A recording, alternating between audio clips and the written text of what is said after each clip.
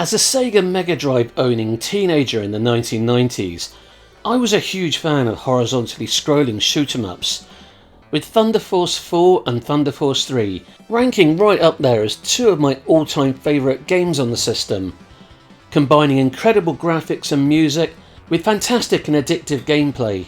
So when Sega music legend Yuzo Koshiro, he of Streets of Rage and Revenge of Shinobi soundtrack fame, announced that he and his production studio Ancient would be producing a brand new Megadrive side-scrolling space shooter called Earthion, this certainly caught my attention.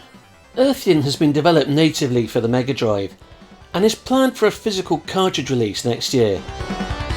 It's also, via the magic of emulation, coming to PlayStation 5, Xbox Series, PlayStation 4, Switch, and has just released on Steam last week, which is the version I'm playing here.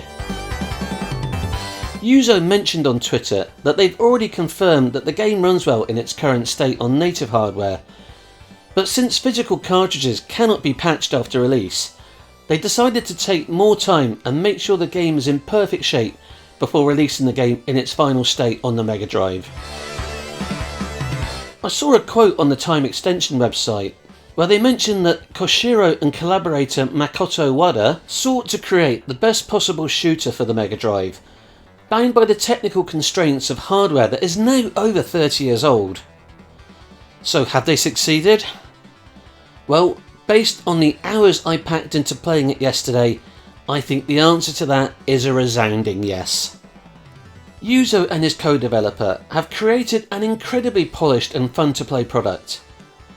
The plot is thusly: guide space fighter pilot Azura Takanashi through 8 chaotic levels, each with their own unique environment, enemies and boss fights, to repel the alien invaders and save planet Earth.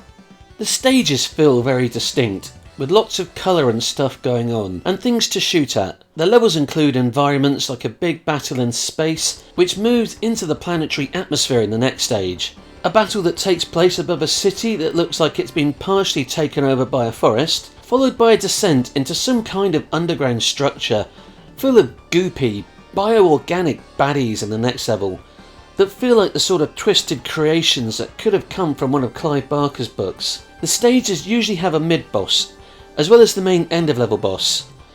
In some levels there's been more than one mid-level boss. I've only got as far as the 5th stage so far, but all the stages have so far felt very different thematically, with unique enemies. There's also some really impressive visual effects going on in the game, like the scaling effect on the first boss here, and the tons of layers of parallax scrolling on the clouds in the second level. There's also a cool animation when you first start the game, as your ship flies out of its mothership, zooms into the screen a little bit and then into the foreground. There's also things going on in the backgrounds of the levels, like on the first stage, when a huge starship that was giving you a helping hand taking out an enemy gets wrecked by the mid-level boss, before it then scrolls off the background layer and then onto the foreground so that you can fight it yourself.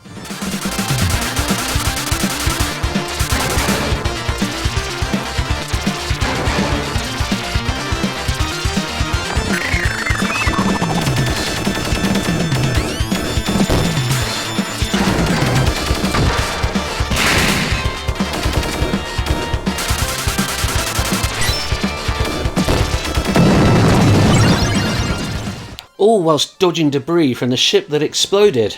The second level mid-boss first appears in the background and targets you back there with several attacks, before it too scrolls off the screen and then appears in the foreground when you can actually start to attack him. The mid-bosses themselves seem to have had just as much care and attention put into them as the main end of level ones, such as this weird thing at the start of the 4th level that looks a bit like a strange veiny green heart. Oh, and this encounter happens right after you've just been chased by this weird looking little freak show here. The game is absolutely stunning to look at. I had to keep reminding myself that this is running on Sega Megadrive hardware. Incredible visuals would be worth nothing though if the game played like a dog's dinner, but fortunately there are no concerns there. I initially just jumped straight into the game and found myself on the receiving end of a bit of a pasting. After this, I actually made a point of reading up on how you're supposed to play the game, which is worth doing as there is a tad more nuance to the way some elements of it work compared to a more traditional shoot 'em up. Your ship has a standard shot and a more powerful sub-weapon. The sub-weapons are collected as you play through the level. Initially you can hold only 2 sub-weapons at once and are able to toggle between them, much like the Thunder Force games. You're able to power up both your main and sub-weapon types by collecting green crystals that are called Solarium gems, at least I think that's how you pronounce it, and these are dropped by fallen enemies. That bit of extra nuance and tactical play at work in Earthion comes down to how the weapon system works, because you can lose your sub-weapons if you get hit too many times whilst you're using it. So the game lets you use your main weapons and your sub-weapons independently of each other, or together. So if you wanted, for example, to make sure that you didn't lose your weapon before a boss encounter, you might just want to stick with the main weapon before you get to that particular bit. But if the section leading up to the boss is particularly difficult and jam-packed full of enemies, you might want to risk using that weapon, but then potentially losing the sub-weapon just before you get to the boss, which might then end up with you being in an even worse position. The green crystals you collect will also top up the health of that weapon as well as the power, with the two things being intrinsically linked, meaning as the weapon's health decreases and you increasingly run the risk of losing it, so does the power of the weapon's output go down as well. It's a clever risk-reward system that does add just a bit more depth to the gameplay. I must admit though, I'm not that much of a tactical player myself, and I do just tend to go in with all guns blazing. Another difference to a more traditional style shooter is that your craft has a shield system and can take multiple hits, rather than the one-hit deaths of something like, say, R-Type. The game does get incredibly hectic with the sheer amount of enemies and bullets on screen at any one time as it progresses, especially as you're also trying to collect green gems to power up your weapons. So it does feel like the shield gives you a little bit of breathing room, especially as it will start to replenish over time if you can avoid taking further damage without losing a life. As the game got more and more hectic, it never felt like I had any unfair deaths. The ship itself is good and responsive, and it didn't feel like there were any issues with anything like the hitbox being out of place or anything like that. Something else that will also make life a little bit easier for you is that the game has a progression system. Normally, towards the end of a level, right before the boss, you get a chance to pick up something called an adaptation pod. This takes the place of one of your sub-weapons, and initially doesn't appear to do anything. If you manage to hold on to it by the time you beat the boss though, you'll get taken to a shop screen between levels. Like the sub-weapons though, you can lose the adaptation pod if you take too much damage, so you might lose it before the end of the boss fight.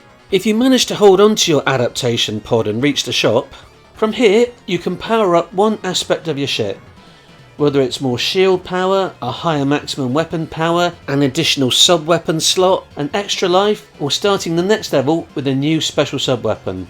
Tactical play comes into effect here as well, because if you increase your shields, then that takes up the space that you could have put an additional sub-weapon in.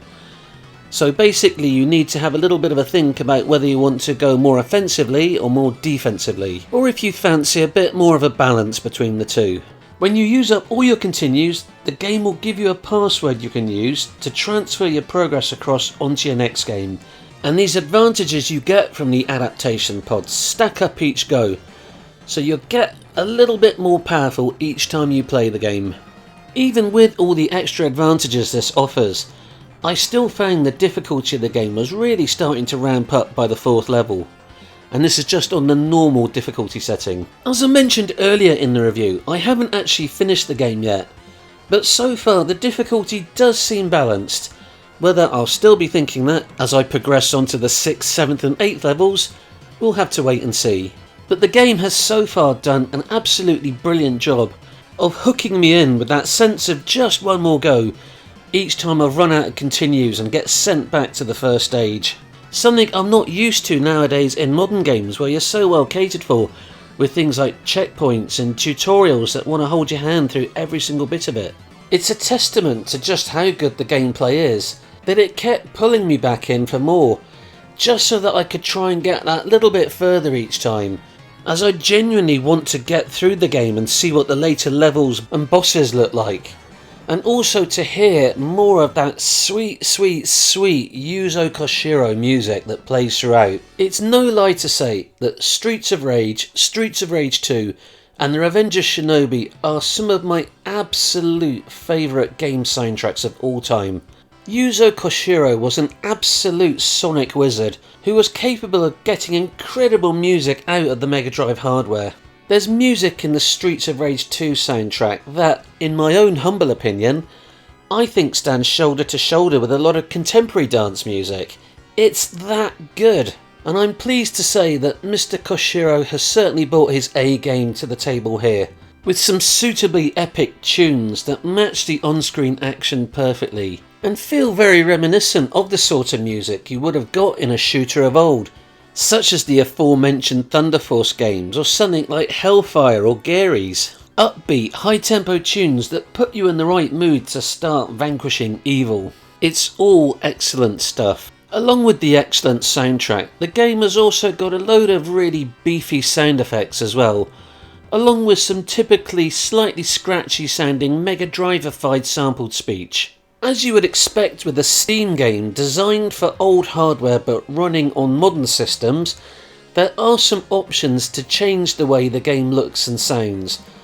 You can add various CRT filters, scan lines, you can change the way the borders of the screen look, all that type of stuff. So you can really tailor the game's appearance to your own liking. So overall, I've been incredibly impressed with Earthion. As I mentioned earlier in the review, I had to keep remembering from time to time that this is running on emulated Mega Drive hardware. It's not some modern game that's trying to look retro, which makes all the visual flourishes, the incredible soundtrack and the incredible gameplay all the more impressive. This is a game that easily stands toe to toe with the absolute best shoot 'em ups that are already available on the Sega Mega Drive, and that's no mean feat. Yuzo Koshiro and Makoto Wada have created a stone cold classic, and I hope they are proud of their achievement.